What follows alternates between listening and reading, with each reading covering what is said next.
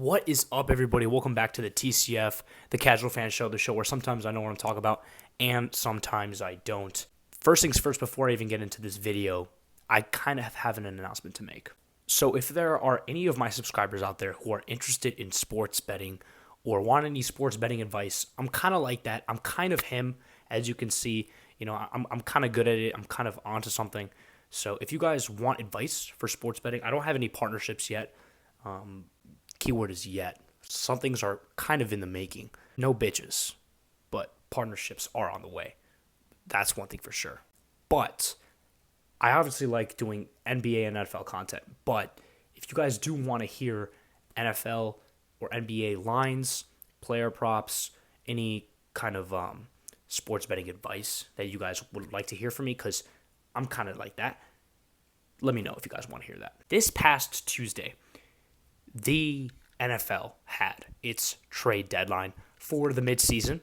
Speaking of midseason, there's going to be a lot of midseason content coming around for me. But anyways, a lot of moves happen, and I'm going to be breaking down. I'm going to be giving it a grade from A to F. Before I grade any of the actual moves itself, let me just start off by giving the Green Bay Packers an F. Why the did you not go out and get a single wide receiver? I don't care who it was. I wasn't even asking for Devontae back. I wasn't asking for any crazy wide receiver. Any wide receiver. Literally any wide receiver. Our wide receiver 2 right now is Samori Toure. Guys, do you even know who Samori Toure is? Samori Toure wouldn't even make the roster on most NFL teams, and he's our wide receiver 2. Like, we're pretty down bad. And this is the struggle of being a Packers fan.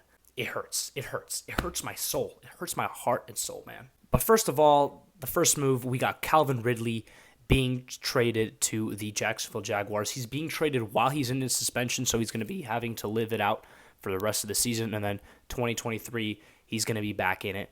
It's kind of ironic because I believe Calvin Ridley actually bet against the Jaguars. And that's how the whole betting scandal broke out, which is crazy. The team that he bet against is the team that he's literally on right now. But one person mainly won from this trade, and it's Trevor Lawrence. He's got his guy now, Calvin Ridley. I'm super high on him in a wide receiver standpoint. I would give the Jacksonville Jaguars, I would give them an A for this move.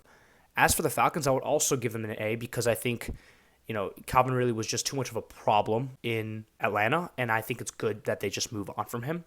I think it's just best for both of them. But at the end of the day, I do think the Jacksonville Jaguars got the slight edge and advantage in this trade. Next up on the block, and oh man, does this one hurt?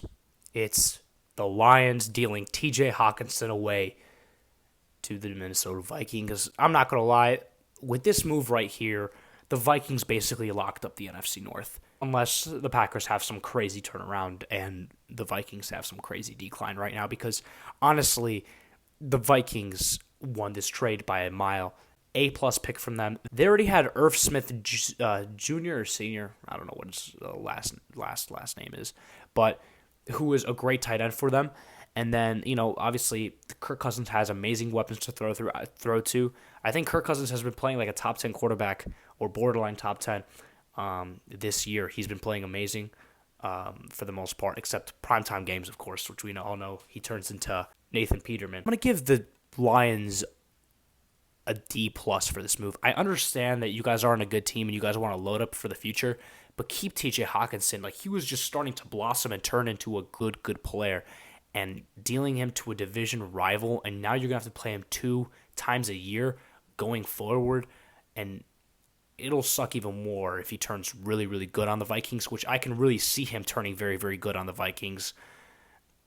And oh my God, Lions, that's your grade. As for the Vikings, A+.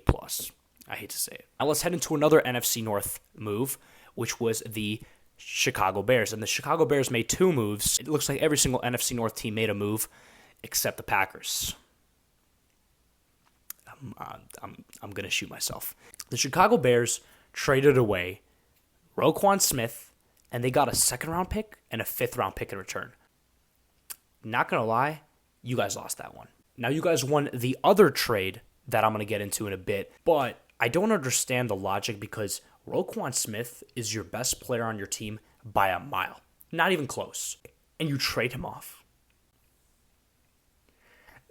You see, that just doesn't make any sense to me. He was your best player by a mile. You don't want to pay him, even though you have all that cap space, and you just load up on more picks. Chase Claypool to the Bears. One thing that I don't like about this is that the fact that he's wearing number 10, which is Money Mitch's old number. I think that is blatantly straight up disrespectful to Money Mitch and what he's done for the city of Chicago. You know, I actually live around the Chicagoland area, and I know how much of an impact that he made on this city. Put some respect on Money Mitch's name, man. You guys should retire the number 10.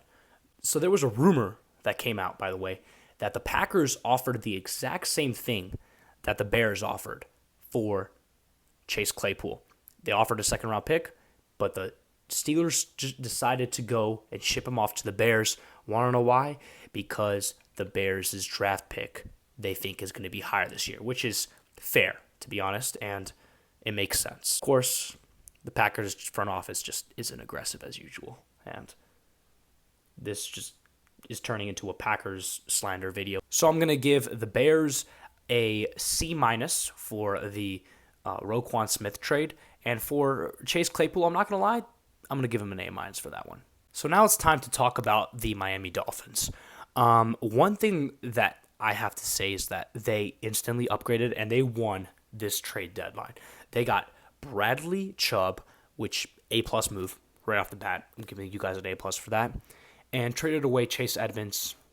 I don't really think that's a huge casualty and also a first-round pick. So you guys give up quite a bit, but now you guys got the edge rusher that I think you guys were missing. Not to mention Jeff Wilson to your team as well. I'm going to take that every single day of the week. And lastly, the final move in the mid-season NFL trade deadline that was acquired was Nyheim Hines to the Buffalo Bills from the Colts. Honestly, I love this move for the Buffalo Bills. I'm going to give you guys an A- for this move. The Colts, I don't know how Jonathan Taylor is going to perform by himself in the backfield now. I'm going to give you guys a C.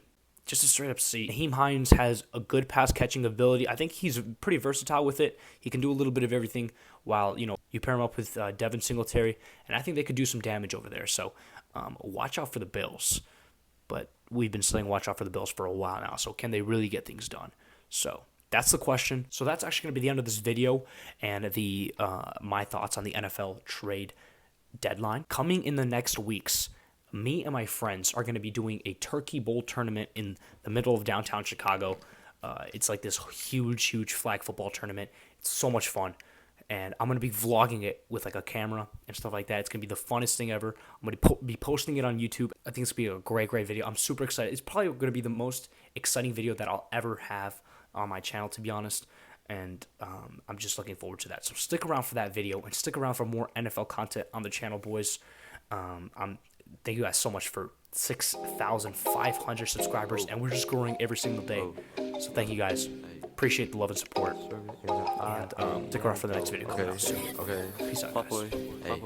Yeah, swerving in the IA. Yeah, I don't hesitate. Got a lot on my plate. Oh, yeah, we eatin'. Hottest out in the region. Make it hit and repeat it. I do this shit for a reason. Okay, speak the truth and we done. Oh, we going to the top. On God, that boy in op. Yeah, he a fraud. If he talking down, we gon' play him like COD. Let's ride.